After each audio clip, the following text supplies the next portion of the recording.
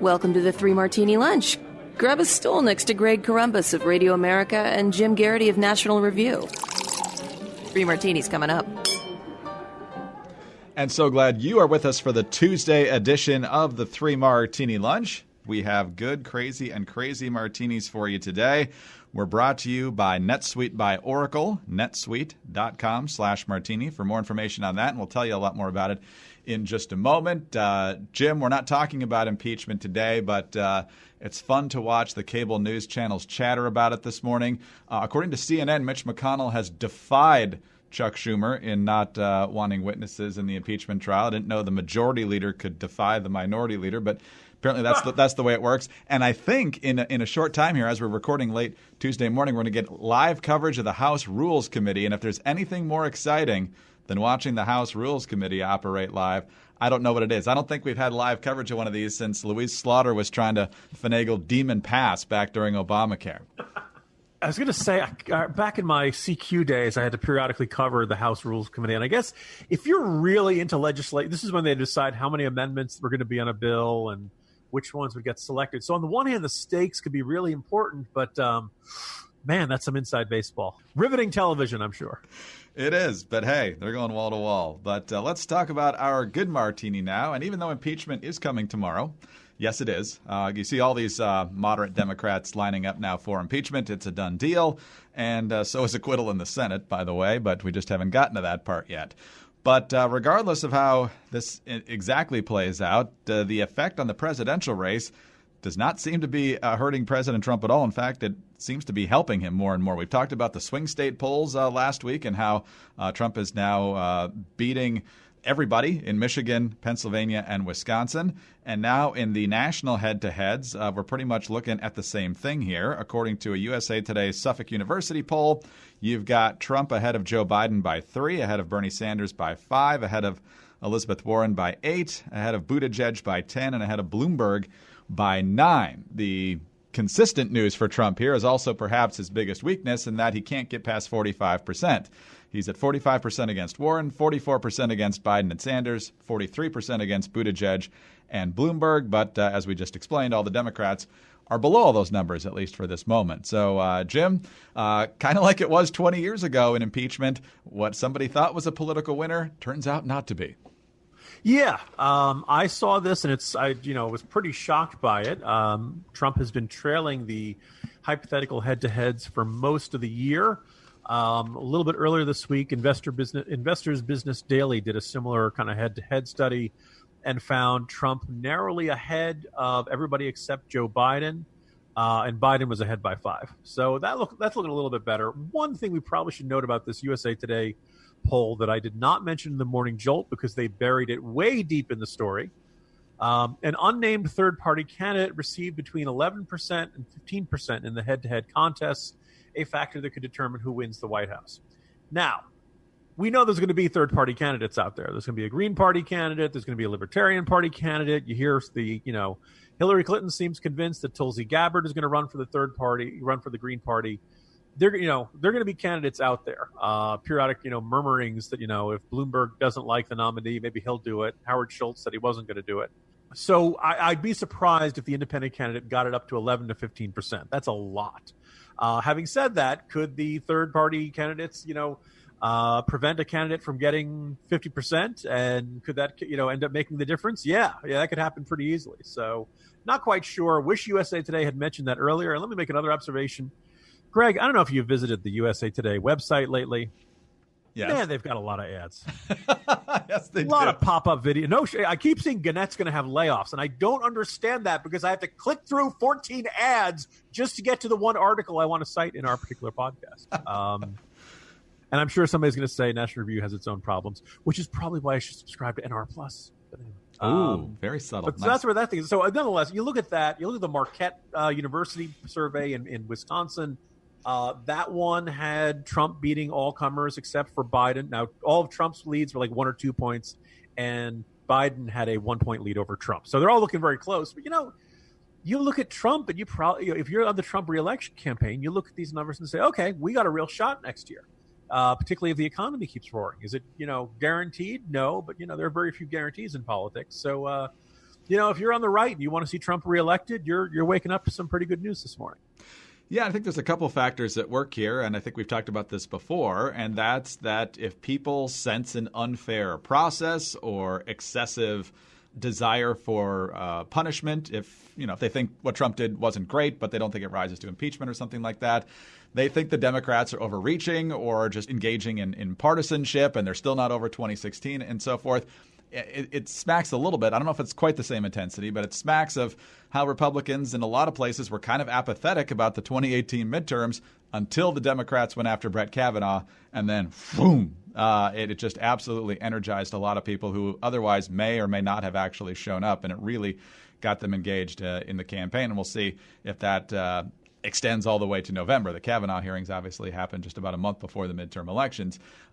You talked about the third party candidate getting 11 to 15. You think Evan McMullin sees that and goes, take two, baby, here we go. I hear my country calling for me. Actually, no, it was just your campaign vendors still asking to get paid.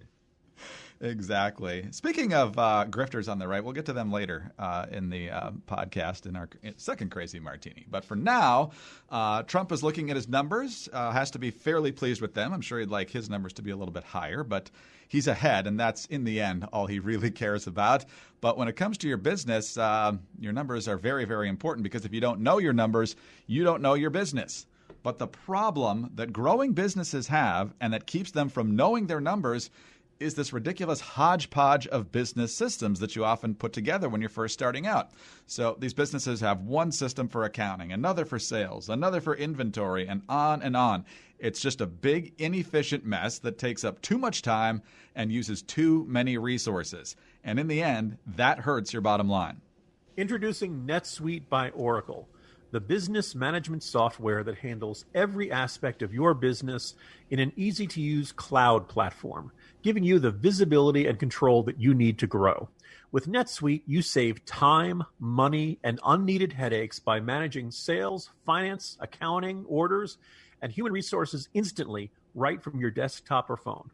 That's why NetSuite is the world's #1 cloud business system. This is proven. Thousands of the best-known brands and fastest-growing companies are using NetSuite to manage their business, and now it's available to you. You'll learn how to optimize processes, drive operational excellence, sell across more channels, and much, much more. And right now, in addition to all that, NetSuite is offering you valuable insights with a free guide, 7 key strategies to grow your profits, at netsuite.com/martini.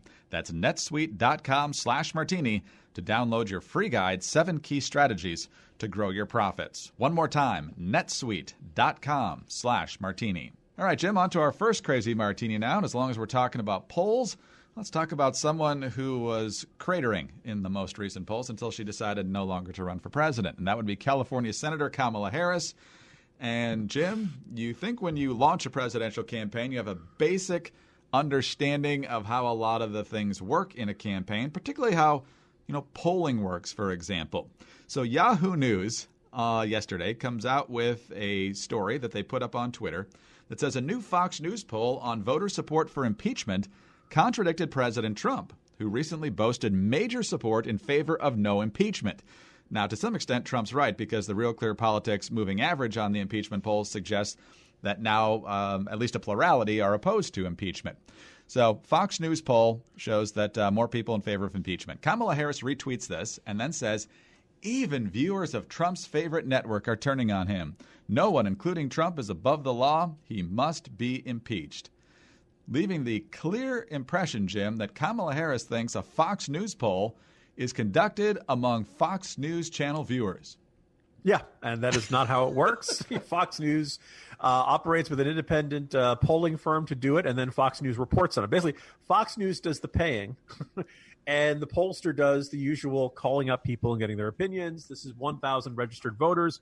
You don't have to watch Fox News to be a respondent in a Fox News poll.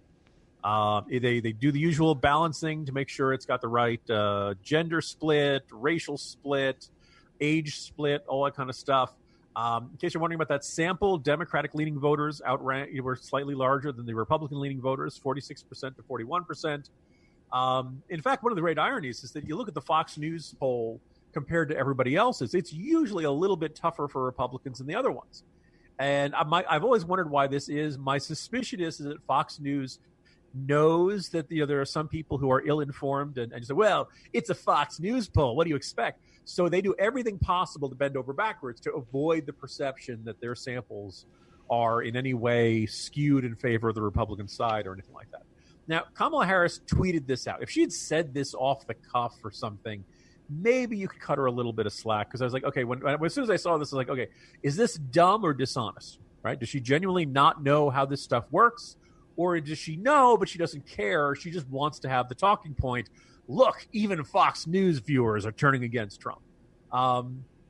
Because it's a tweet, and because this came out at 2:15 yesterday afternoon, and it's still up, I'm leaning towards dishonest. I think, if you're a U.S. senator, you've run for office many times, you ran for president, I think you do know how polls work, and you're basically not caring about this. You just want people to believe, oh, look, Fox News viewers are turning against Trump, even though it's not really true. And, oh, by the way, as you noted, the overall polling for impeachment is not particularly surprising. That's what it is. And it's, again, so good thing she's out of the presidential race. Kamala Harris, given the choice between being here's the other thing is that you could say this Fox News poll shows support for impeachment growing, right? Or this new Fox News poll shows bad numbers. She could have made a lot of arguments, but she had to go that extra line and say, oh, no, Fox News viewers are against it. She really has to gild the lily, even when you've actually got an argument that's perfectly fine sitting there right in front of you that just happens to be true. That just proves that these people don't actually watch Fox News, which doesn't surprise me. I don't expect Kamala Harris to be glued to Fox News Channel. But Sean Hannity has polls. Judge Jeanine has polls. And they're things like, isn't Trump awesome? Do you agree? And it's like 99-1. That's the kind of poll that you could actually say Fox News viewers sometimes, not exactly representative of the public, but the ones that the Fox News Channel conducts with official polling companies, far, far different. Yeah, self-selecting online polls where, Ron Paul always used to win every Drudge poll by like 80-10 in every one of them. Sorry, that's not, those are not representative, because all the Ron Paul fans would say, hey, do you see this poll? Quick, go over and vote to it on all the chat boards and such. And your sample would end up having 80-some% Ron Paul supporters when it was not, representative of the country as a whole. All right, Jim, let's move on to our second crazy martini now. And this should shock absolutely no one who actually knows who these people are. But in the New York Times today, a group of Republicans, and I'm using that term in quotation marks at this point, who hate Trump and have hated him since day one, are launching a new super PAC called the Lincoln Project. It involves George Conway, husband, of course, of Kellyanne Conway, who's constantly on Twitter and once in a while on cable news bashing the president. Steve Schmidt, who was a bigwig in the McCain campaign and with Republican operatives in Washington during the Bush administration. Rick Wilson, more of a Florida guy, constantly on Twitter haranguing the president. John Weaver, who, as you've pointed out, is always the guy running the campaign of other people named John who are trying to be the Republican that hates other Republicans. So they're putting together this Lincoln Project, and the idea here, according to them, is to highlight our country's story and values and its people's sacrifices and obligations. This effort transcends partisanship and is dedicated to nothing less than preservation of the principles that so many have fought for on battlefields far from home and within their own communities. This effort asks all Americans of all places, creeds, and ways of life to join in the seminal task of our generation, restoring to this nation leadership and governance that respects the rule of law, recognizes the dignity of all people, and defends the Constitution and American values at home and abroad. And you're thinking, oh, they're launching a civic literacy project. That's desperately needed. What a great idea. Over these next 11 months, our efforts will be dedicated to defeating President Trump and Trumpism at the ballot box, and to elect those patriots who will hold the line. We do not undertake this task lightly, nor from ideological preference. We have been and remain broadly conservative or classically liberal in our politics and outlooks. Our many policy differences with national Democrats remain, but our shared fidelity to the Constitution dictates a common effort. Jim, these are all people who almost no one had heard of before President Trump came along. They've done very well for themselves, financially and otherwise, in the intervening 3 or 4 years here. And because they're great patriots and they love the Constitution, they're going to make sure that Democrats win across the board, regardless of whether they're flaming socialists or anything else. You know, I'm going to take listeners deep into the Wayback Machine. It is 2004. I have just started full-time at National Review. I've been freelancing for them for a long time, covering the campaign. And I get invited into the war room, so to speak, for the Bush-Cheney campaign, right? The head of opposition research, the guy, it was either the Bush-Cheney campaign or the RNC, but at that point they were like, operating hand in glove. And running the war room was Steve Schmidt. And Steve Schmidt, didn't have hair then either. And he was, he was cordial but terse, very direct. We are in this to win this, Jim. And the Democratic Party as a whole, and everybody left of center, absolutely hated Steve Schmidt with the roaring fire of 1,000 suns going supernova. Right? He was conservative enemy number one. Right? Talking to Florida Democrats, they hated Rick Wilson every bit as much as they hated Steve Schmidt. By the way, Steve Schmidt, obviously the McCain campaign was a formulative experience in his career. I think it's pretty safe to say that he turned on Sarah Palin rather vehemently after that campaign was over. I went to the screening of HBO's Game Change. I think actually I might have said the museum, which is now closing, and went to the bathroom as soon as the movie is done. And coming in the next urinal is Steve Schmidt, who has just witnessed, I believe for the first time in his life, Woody Harrelson playing him as a heroic figure in this HBO movie that all of Washington has come to watch and that all of Washington has come adored. And I asked him, it's like, so how do you feel right now? And, I generally don't talk at the urinal. I just want to make that very clear. Absolutely. And Steve said, I think this is surreal. When you get adored as a hero for turning on the causes you've spent your life working on, I imagine that is a very, intense emotional experience and very hard to resist that gravitational pull. So, yeah, these are people who at one point were not just Republicans in good standing, arguably conservatives in good standing. I'll spare you just go through the archives to listen to my jokes about John Weaver always running for some not so Republican guy named John, whether it's McCain, Kasich, Huntsman. But so I guess at this point, I did not necessarily enjoy these arguments of, it's a binary choice in 2016. I didn't like Donald Trump. I didn't like Hillary Clinton. I didn't feel like either one of them earned my vote. I saw big problems in both of them. All right, we're approaching 2020. We're probably going to have a very similar choice. If you're a Republican or a right-of-center person, you cannot bring yourself to vote for Donald Trump. You feel like every day this is a man who cannot distinguish between his personal interests and the national interests. If you feel like he's been terrible on the debt and the deficit, other issues that matter a great deal to you. If you look at the judges, you look at the tax cuts, you look at all the things that have gone, from our perspective, pretty well in this presidency, and you say, that's not enough for me, I can respect that. I can understand that. I know where you're coming from. I don't get that's why we have to elect a Democrat. What is this organization going to do? Because if your big concern is we need to defend the Constitution, is Elizabeth Warren going to defend the Constitution? Is adding more Supreme Court justices to pack the court going to defend the Constitution? Is banning the Electoral College going to defend the Constitution? Ignoring the Second Amendment and gun confiscation, is that defending the Constitution? Here's the problem: if you really are a liberal, traditionally liberal, classical liberal as they call it, or a conservative, if you're Reaganite, if you put the Constitution first, we've got no heroes to pick from. Right? It's which villain do you think is going to do the least amount of damage?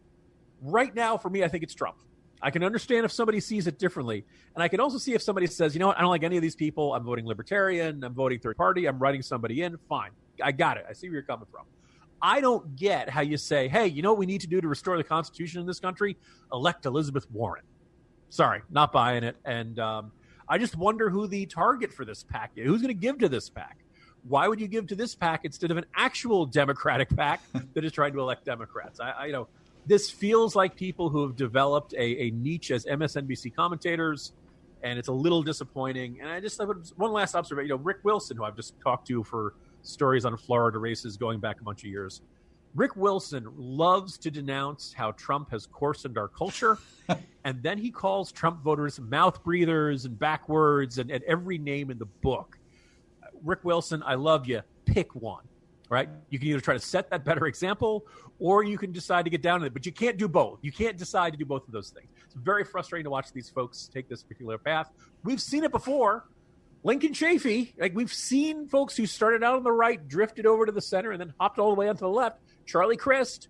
This is not Arlen Specter. This is not something new and different. But now we've got a bunch of consultant types who are doing this, and we'll be interested to see if there's much of a market for this. My suspicion is that I don't know who the people who are inclined to contribute to this are, because my guess is that if you've done that, you've already left the Republican Party. You'd either see yourself as independent, or maybe you've done the full flip. And this is basically amounting to, Greg, Jen Rubin, the super PAC. Yeah, it's Washington, so you have to wonder how much of it is principled and how much of it is good for their careers going forward. Some people just really want a seat at the table.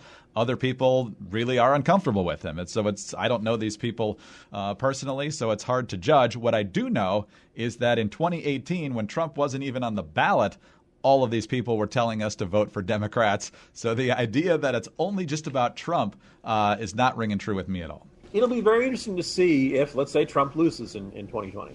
Still think that's a pretty good shot of that happening. Do these folks think they're get welcomed back into the GOP with open arms? I don't know if you'll see a lot of candidates the Republican candidates in 2022 eager to hire these folks to work on their campaigns again. But we will see. Maybe they'll be permanent contributors to some cable news channel, and they can rant and rave about whatever the Republicans are doing, regardless of who's president. Jim, we'll take it up again tomorrow, see what kind of good martinis we can hopefully track down. Tomorrow's impeachment day, though, so I'm sure you're really planning to watch the whole debate and catch every last word of the speeches on the floor, right? Well, okay, there's that debate, then there's a Democratic presidential debate. Is that tomorrow? By the way, let me also point out, don't hold a big debate at the same time as the new episode of The Mandalorian gets released on Disney+. Are we going to have the Democratic debate? So they worked out the labor thing, and so that's Wednesday night. Thursday night, a lot of theaters are going to have their Star Wars Rise of Skywalker. Friday is the official release date, but a lot of theaters say, you know what, we'll do it Thursday night for special screenings and stuff like that. DNC is a bunch of idiots. You know that? Oh, man. I was really hoping this union would give us a night off, Jim, but apparently they came to terms. See you tomorrow. See you tomorrow, Greg. Jim Garrity, National Review. I'm Greg Corombos, Radio America. Thank you so much for being with us today. Don't forget about our good friends over at NetSuite by Oracle, netsuite.com/martini. Please subscribe to the podcast. Leave us a great review. We always appreciate that. And tune in again Thursday for the next. And tune in again Wednesday for the next 3 Martini Lunch.